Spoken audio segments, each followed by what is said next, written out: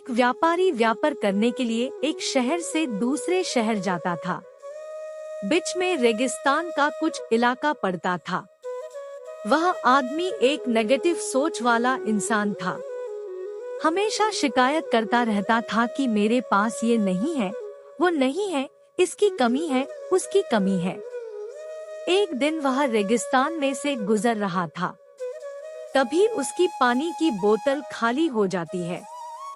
उसे बड़ी जोर की प्यास लगती है, लेकिन रेगिस्तान में पानी ना मिलने की वजह से उसे बहुत गुस्सा आता है और बोलता है कि कितना खराब जगह है, ना कोई पेड़ ना पानी, रास्ता भी लंबा है, रेगिस्तान पार करना पड़ता है। तभी आसमान की तरफ देख करके कहता है कि भगवान, ये कैसा जगह बना दिया है आपने। अगर मेरे पास में बहुत सारा पानी होता, बहुत सारे संसाधन होते तो इस जगह पर हरियाली कर देता, बहुत सारा पेड़ लगा देता। वह आदमी ऊपर देखकर ये सब बातें कह रहा होता है और ऐसा लग रहा था कि जैसे ऊपर वाले से जवाब का प्रतीक्षा कर रहा हो कि भगवान कुछ कह दे। अब चमत्कार ये हुआ कि वह जैसे ही नीचे देखा, उसे अपने आँखों के सामने एक कुआं दिखाई दिया।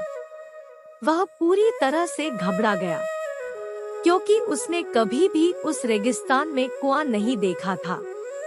वह कुएं के पास पहुंचा और देखा कि कुआं पूरी तरह पानी से भरा हुआ है, परंतु वह आदमी नेगेटिव सोच वाला था और हमेशा शिकायत करता रहता था। और फिर से आसमान की तरफ देखते हुए बोला, भगवान, पानी से भरा हुआ कुआं तो दे दिया, लेकिन पानी निकलूंगा कैसे।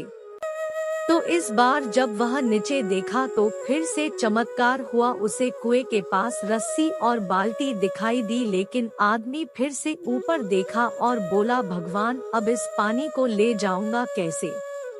तभी उसको एहसास हुआ जैसे उसके पीछे कोई है।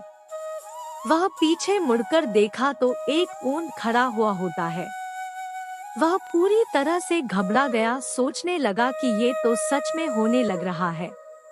मैं बातों बातों में कह तो दिया, अब मुझे यहाँ हरियाली करनी पड़ेगी और पेड़ लगाने की जिम्मेदारी लेनी पड़ेगी। आदमी को पानी से भरा हुआ कुआं मिल गया, बाल्टी और रस्सी मिल गई, पानी को ले जाने के लिए ऊंट भी मिल गया, सब कुछ मिल गया।